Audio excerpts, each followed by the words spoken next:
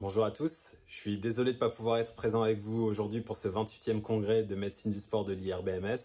Je suis actuellement en déplacement avec l'équipe de France de basket. Je tenais tout de même à partager avec vous ce retour d'expérience sur les Jeux Olympiques, un format un peu original par rapport à d'habitude, mais j'espère que ça vous plaira. Bon congrès!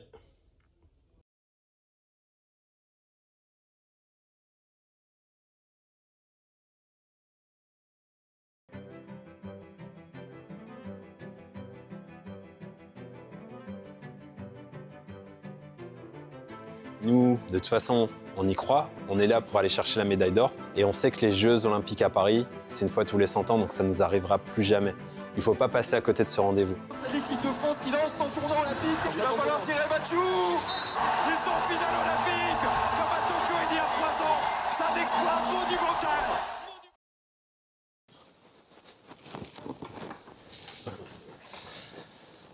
Je m'appelle Geoffrey Wanji, je suis médecin du sport, médecin de l'équipe de France de basket et consultant médical pour la NBA.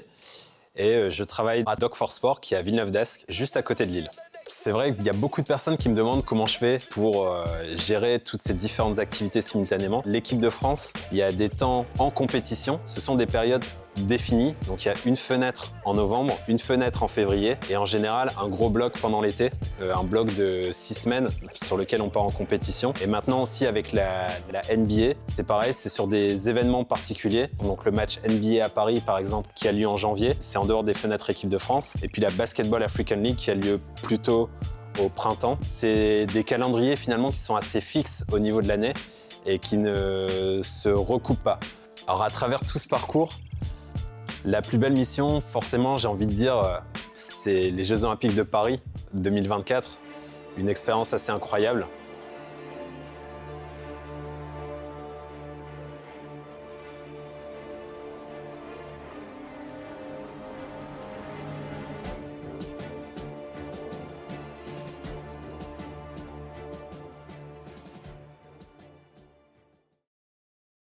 Alors, au niveau médical, nos missions sont simples. En tout cas, l'objectif principal, c'est d'être le garant de l'état de santé des joueurs. Donc, ça consiste en travailler sur la disponibilité des joueurs, avoir un diagnostic rapide, tout ce qui est réhabilitation et réathlétisation.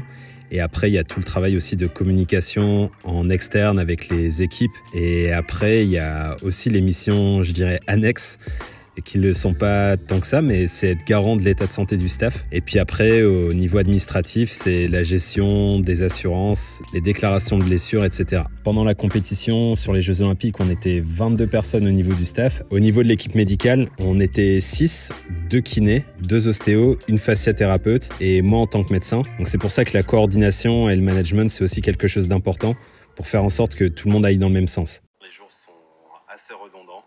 Donc on est dimanche. C'est difficile de se rendre compte qu'on est dimanche parce qu'on travaille aujourd'hui. Demain, on va travailler, on va enchaîner jour après jour. Donc. Effectivement, une des choses particulières, et je me rappelle maintenant de l'émotion qu'on a, c'est au début de la compétition, toute la période qui est avant la compétition. On est resté au total quasiment 7 semaines ensemble et il y a toute une phase de préparation qui dure plusieurs semaines où on n'a pas de match, où c'est entraînement le matin, entraînement l'après-midi. Alors l'avantage, c'est qu'au niveau médical, la première partie, on travaille énormément sur les bilans de début de joueurs. Donc on doit examiner tous les joueurs, faire des IRM, s'assurer que tout le monde aille bien, faire les bilans, les prises de sang. On a ajouté cette année, pendant les Jeux Olympiques, un bilan avec les ostéos, un bilan avec Doris, notre fasciathérapeute. Et tout ça, après, ça nous a permis d'avoir des informations et de se réunir au niveau du staff.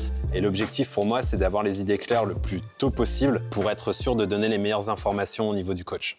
On peut voir aussi tout ce qui se passe au niveau des choses qu'on a mises en place, les choses qu'on a imaginées. Donc là, on en est notamment sur la dimension nutritionnelle. Il y a des changements de comportement chez les joueurs. L'un des joueurs dit qu'il s'était débarrassé des bonbons et des barres chocolatées qu'il avait gardées dans son sac. Une des choses qui a été importante aussi, qu'on a pu mettre en place cette année, c'est l'arrivée d'une diététicienne. On a essayé de tirer avantage du fait qu'on était justement quasiment que en France, donc pour booster et améliorer et travailler dans le détail avec tous les chefs des différents hôtels. Ensuite, une fois présent, c'était aussi de travailler sur la nutrition du staff. Cette année, c'était une nouveauté, on a bien travaillé sur le sujet et je suis vraiment content de ce travail-là. travail-là, du travail qui a été mis en place. Aujourd'hui, c'est mercredi et demain, nous partons en direction de Rouen. Donc c'est la partie logistique, c'est un peu le rythme de l'été, donc on va avoir la joie de changer de lieu. Une des particularités, c'est qu'on était en France et quasi uniquement en France. On a fait un déplacement de 2 ou 3 jours en Allemagne et dans le basket, on joue assez régulièrement, donc on peut changer de ville tous les 2-3 jours. En partant de Lille, on est parti à Paris. Ensuite, on a fait Rouen. On est parti en Allemagne après Rouen. On est revenu, on a fait Montpellier quelques jours. On est passé par Orléans et j'ai oublié Lyon. Donc finalement, on a fait plus de villes que de semaines. On a un intendant qui doit faire un boulot monstre pour déplacer, nous au niveau médical, l'étape d'examen, nos appareils de T-car, d'ultrasons, toutes les crèmes pour les kinés, toutes les huiles de massage, etc. Les élastiques, les foam rollers, en fonction des hôtels, là où on est capable d'installer un bain froid. Là, on a aussi fait des déplacements en bus, donc on a la chance d'avoir un beau bus floqué pendant tout l'été, étant donné qu'on avait de la place dans ce bus-là. De faire des soins comme le Game Ready, le fait de travailler sur la pressothérapie, avec la cryothérapie en même temps, c'est des choses qu'on peut faire dans le bus, donc on essaie d'optimiser ces moments-là aussi. Ça y est, nous sommes arrivés aux crêpes de Wattignies. C'est assez incroyable, je suis super excité depuis qu'on est arrivé. Et surtout, je me rends compte que je connais pas mal de personnes. Incroyable d'être, pour un événement aussi planétaire, d'être juste à côté de la maison. Donc on a organisé le pôle médical. On a une belle salle de vie, on est bien installé.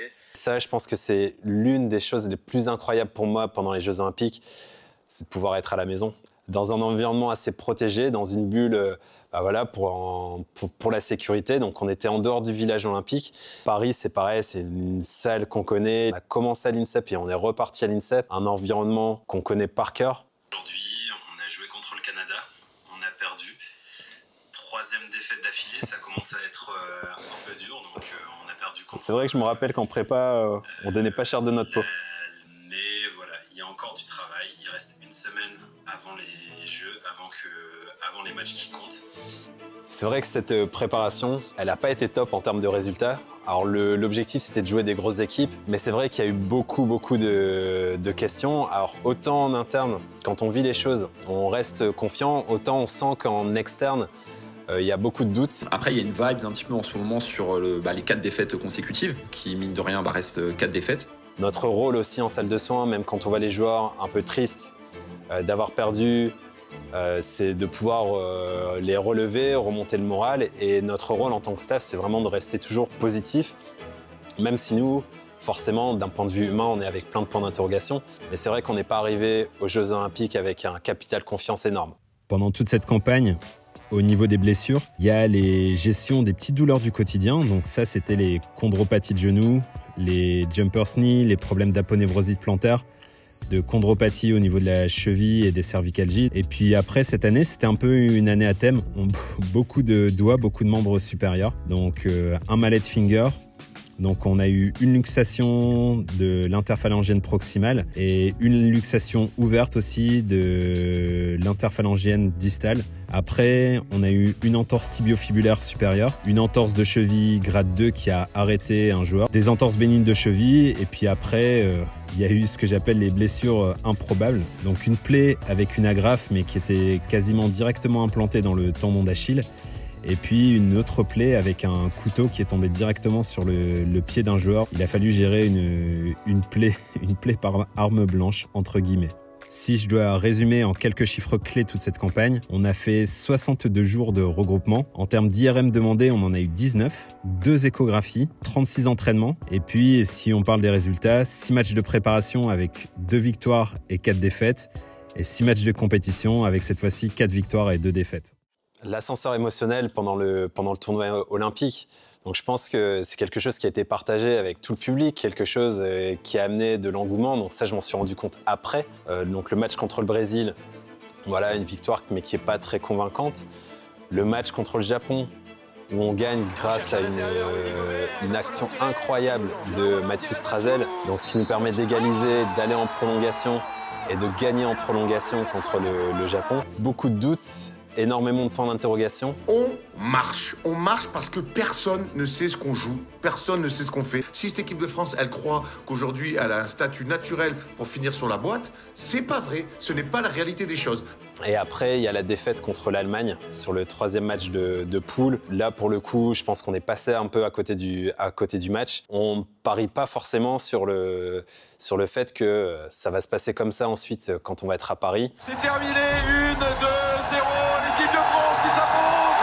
Tu sais la déclaration que j'ai envie d'entendre là maintenant de la part des joueurs et des coachs et tout, c'est pas fini. Voilà, c'est pas fini. On va faire l'Allemagne dans la foulée. Exactement. Le fait de battre le Canada, de croiser l'Allemagne encore et de les battre en demi-finale et vivre ça sur un banc de touche, c'est fou. C'est juste fou. Quand on voit le match contre l'Allemagne, on se dit que plus rien peut nous arriver. Voilà, c'est gagné, les Bleus. Ils sont en finale olympique. Olé en finale. La France va jouer une finale à la maison contre les États-Unis de LeBron James, Stephen Curry, Kevin Durant, Anthony Edwards. Waouh! Mais c'est incroyable.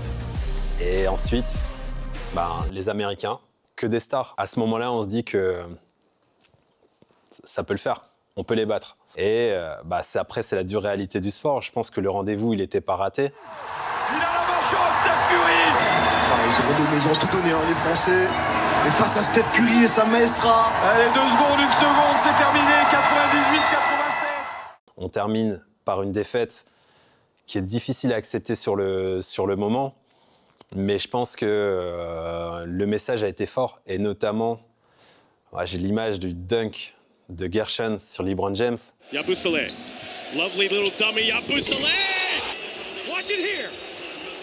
Over the top of the kid! Et voir Gershon faire ce dunk sur LeBron, c'était pour moi un des moments les plus incroyables. J'ai failli rentrer sur le terrain.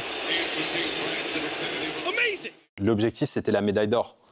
Donc c'est un peu difficile de se dire, est-ce que ça a répondu aux attentes? Ce qui m'aurait frustré, c'est de me dire, d'avoir des regrets, de ne pas avoir fait le boulot à fond.